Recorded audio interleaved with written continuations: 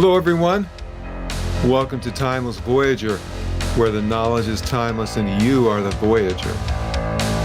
I am your host, Bruce Stephen Holmes. So strap your cosmic seatbelts on and prepare for a bumpy ride. Today's guest is Andrew D. Basiago. He is one of Timeless Voyager's most watched and requested guests. Andrew continues to draw on many years of incredible experiences as a time traveler and teleportation survivor to the planet Mars during the early 1970s. He's a lawyer, writer, public speaker, media personality, and was an independent candidate for President of the United States in 2016. However, he is best known for serving as a U.S. chrononaut in Project Pegasus during the advent of time travel and Project Mars throughout the beginnings of interdimensional travel. Did I leave anything out, Andrew? No, except that, of course, the time travel was in the early 70s and the Mars visitation in the early 80s. Welcome to the program. Good to be with you, Bruce. Today I thought that I would discuss the phenomenon of time slips. I have five time slips that I think everybody will agree, at least four of them clearly show that time slips occur. That's where one is seemingly essentially entering a different timeline. One involves myself, four cases involving others, and I have some information to share that I think is the reason why we're having time slips. Now, let me just ask you this, because I know you just explained a little bit about a time slip. Can you be more specific? Because some people may not really, including myself, understand what you mean by this term time slip. Well, essentially, it means that for some reason, somebody enters a different pattern of the time-space continuum. They go back to the past, they go forward to the future, they have missing time where they repeat where they drove. Time slips essentially describes a variety of phenomena that are occurring on our planet to modern humans that are pretty inarguable in terms of the lack of sort of the ordinary synchrony of time. And I don't think it's always the same thing, but it shows that there are inconsistencies in the time-space continuum. And we have a variety of explanations why that's so, but I think I may have the reason it's occurring. But I thought I would describe five time slips that I'm very fond of because I believe that they're pretty much proven, and they really beg the question, what is happening with the time-space continuum where it becomes altered by an inconsistency that cannot be ignored? How does it happen? But it is happening. So I'm not just a believer, but I think I've literally proven that time slips are occurring.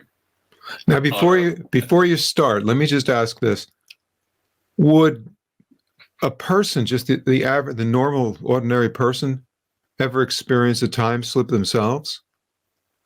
Oh, absolutely. I mean, there's no barrier to ordinary people having very tiny little time slips that we call bip slips, but also major time slips that they're literally, decades in the past. I mean, these have been documented. Let me just cite one. I won't talk about, but I'll cite in the beginning. Okay. When I originally appeared on The Unexplained with William Shatner, the show that they did with me about time travel talked about the famous Liverpool, England time slip. Essentially, a man and his wife went shopping in the 1990s, and he said goodbye to her so she could go shop somewhere else. And then he turned around and was in the 1940s. And he went into a shop that was in the 40s and still wasn't there. But then at some point, he tried to find his wife and did find her, and they were in the 1990s again. But he wasn't remembering sometime from 50 years ago in his youth. He was in it. So there are these sort of rather, substantial time slips that ordinary people have been reporting. And there's been a lot of them. I mean, we have a lot of inconsistencies that are occurring in the time-space continuum. I think it's something that world governments should be looking at a little bit more closely, because I think I know what may be causing it. All right. Well, let's get into them, and I'll ask you questions as we go along. Okay. The first one is the classic and very famous Montélimar, France time slip. There were two British couples, the Gibneys and the Simpsons. They were known to be happily married, each couple, the two of them. All four of them were known to be solid citizens without any drug or alcohol abuse, no mental illnesses. And what they report is that they went under the channel from England to France to go vacationing in Nice, France, in the south of France. And when they got to the town of Montélimar, they said, why don't we stop for the night at this very quaint bed and breakfast here in Montélimar? And they did, just to take a rest before reaching Nice in the south of France. And when they did, they started noticing inconsistencies about the bed and breakfast. One is that instead of having glass windows, it just had wooden shutters over the windows in their room. And then when they went down to breakfast, the waitress at the bed and breakfast eatery, which was more or less like a barmaid, didn't recognize the modern French word for motorway, which was somewhat interesting because one of the four of them, the Gibneys or the Simpsons, knew French rather well, and he explained to the others that this waitress has never really heard of the modern word for motorway. They then had breakfast, and two French policemen, named of course gendarmes in France, came into the eatery dressed in period clothing from about the 1890s. And they also noticed that when they paid for breakfast, the four of them were charged 4 pence, which would be like having a country breakfast in England and spending 4 pennies. It was an incredibly small bill for a full breakfast for 4 adults in France. So they went on to complete their vacation in Nice. No, they left Montélimar, and they went down to the south of France, spent about 2 weeks.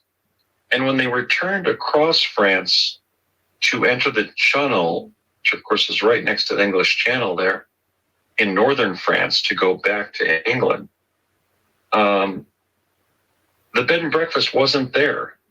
They searched all of the town of Montélimar. So they went back to that immediate neighborhood and they said, wasn't there a bed and breakfast in this area? We just spent a night there and had breakfast there on our way to Nice. And they said in French, with the one of them that spoke French, they said, yes, but it was years ago, it was decades ago. And he said, when? And they said, in the 1890s, we think. So the basic import of the story of the Gibneys and the Simpsons regarding Montélimar is they had a time slip from the contemporary era back to the 1890s. Because there was no, and the amazing thing about that was nobody in Montélimar, including at the bed and breakfast, reported their modern automobile. So that's a mystery. But that's a classic time slip case. And I start with it because something actually happened to me when I investigated the Montelimar time slip in the 1890s. I don't have the original time, but it was certainly the 70s, 80s, or 90s, but I think it was closer to the early 90s than being in the 1980s than certainly the 70s. So it was almost 100 years into the past that for some reason they spontaneously time slipped to. And they were not involved in any kind of modern quantum physics, any drug experiment. They were just going on vacation, and they went back to the past in Montelimar. So I looked into Montelimar, and I investigated not so much the Gibneys and the Simpsons, but what could have been going on in Montelimar, France, when the Gibneys and the Simpsons had their famous time slip.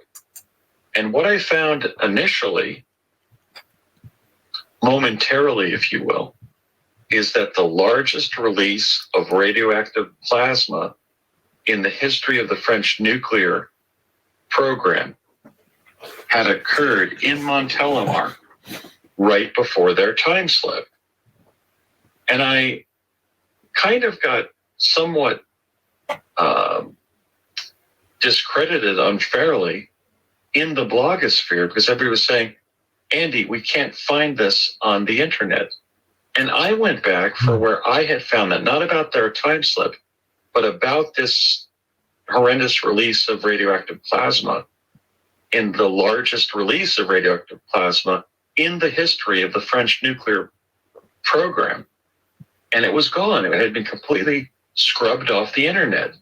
So it was either scrubbed off by somebody intentionally, like the French government, the French nuclear program, somebody in England working for MI6 to hide the fact that the Gibneys and the Simpsons had their time slip because there had been this god-awful release of radioactive plasma.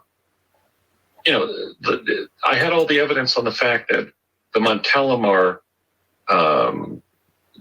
nuclear plant was the biggest in France, and it was the biggest release of radioactive plasma. But I could not find that proof. It was gone. Now, either I entered a time slip, or I was told of that event, or it was scrubbed. So I just add that as a kind of an additional mystery or complexity of the story of the Gibneys and Simpsons. I did have that information. I wrote about it. I don't remember who it was for. It may have been for Jeff Rentz's Rentz.com website. But I wrote the whole thing up that, hey, now we know that the largest release of radioactive plasma in the history of the French nuclear program happened right before they entered Montelimar. It was in Montelimar, but then it was gone. So it added another level of mystery and complexity that to this day, I do not have the answer for, probably 30 years later. I don't know what happened to the information I was able to report, but it was good reporting. It was investigative journalism that led it to a lead, that there was an explanation for the Montelimar time slip, but then it wasn't provable. It was something I had recorded as a reporter, an investigative reporter, and then it was gone. So this is kind of part of time slip that we're trying to deal with. What explains these time slips, and what explains the loss of information from the world that we're in? Its replacement with something else, or it just disappearing as part of reality. And I myself and quite a number of people I've known have had all manner of erasures of reality. Like there are a number of people I know who got some coffee in the kitchen, put it on their desk, let's say in their study or living room or something, and then gone back and the coffee's not there. That is so commonplace that there is a subjective dimension to reality that we really have to look at. So are you on Telemar case? Yeah, let me just stop for a second. So what you're suggesting, I guess, is that when most of us have an experience where we think that we brought something into the room and then we can't find it, and then we're walking around the house looking and looking, and we finally find it, and then we immediately subjectively say, oh, I guess I must have forgotten where I put it. But you're saying that may not necessarily be true. It may be a time slip. Is that correct? Yes. Sometimes we will find something that's gone missing and we'll say, oh, that's where I put it. But sometimes people are saying, no, I didn't put it there. I went into my whatever, my living room, my kitchen, my study to work on my computer or to watch television, and I know where I put it. There have even been cases that I've collected where several people remember putting it somewhere, and it is just not where it was. It's gone. It's either totally gone or it's replaced with something. So there's a subjective alteration of the physical substrates of reality that I think we should put as much attention into as the space program. But I'm getting a little bit ahead, but I'll tell you what I think's going on. All right. Causing this. So the Montelimar case is iconic. It really happened. The Gibneys and the Simpsons totally checked out as absolutely sane, absolutely in possession of their faculties. They weren't faking this. They slept and had dinner at this bed and breakfast, and it had not been there since the 1890s. Okay, so the question is, what sent these two British couples back to the 1890s? And we don't have an answer for these types of outcomes. I do, and it's a suggestion of what I think is happening, but we'll get to the end of the interview to get into that, but maybe even another appearance here on the Timeless Voyager. But the bottom line is you can't leave people with that for a whole show. Pretty much. All right. Now I've got a second one. All right.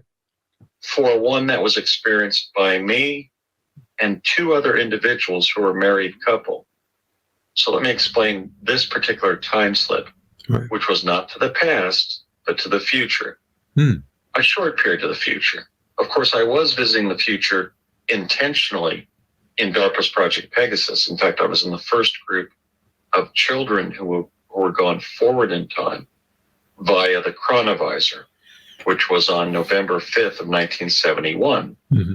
But I don't believe that this was an intentional going forward in time. I know I wasn't in the program at the time. I was in it as a kid, and this was in my college years. And it was apparently an accidental time slip to the future. So let me describe the second one. Mm-hmm. I call it the Arthur Kessler incident. So let me describe what happened. I interviewed Art Buckminster Fuller in October of 1981.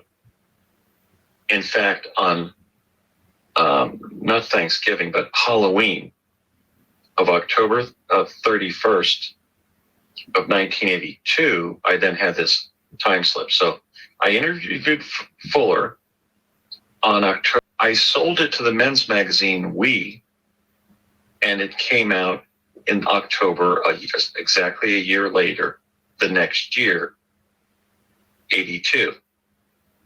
And when it did, I was contacted by a Boston, Massachusetts conspiracy theory named Ludwig Sherman Ahrens, also known as Lud Ahrens. I was living on the UCLA campus, one of the college dorms, and I drove to their temporary residence at a suburb of I think it was I think in Marina Del Rey, in West LA. They were renting a condominium there. So I met Lud and Sally Aarons, and Lud being interested in conspiracy theories. Lud, I suggested that there were 6 people I know that pretty much established were assassinated by the U.S. government. They were